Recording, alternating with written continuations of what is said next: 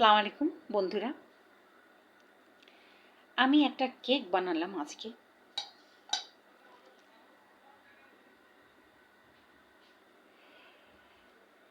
আমার হাতে কেক সহজে হতো না।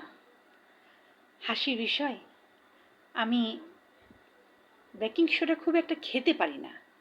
সেখানে বেকিং সোডা আর একটা গোপন টিপস আছে, খুব করে এটাকে গরম হিটের ভিতরে রাখতে হয় যদি চুলায় বানাই। তা আজকে আবার হলো।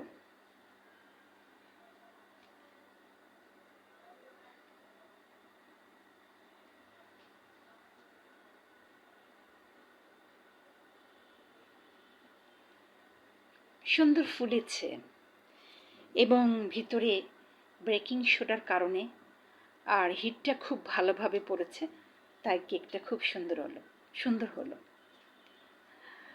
আমি ভবিষ্যতে আবারও চেষ্টা করব ভালো মতো কেক বানাতে। দোয়া করবেন।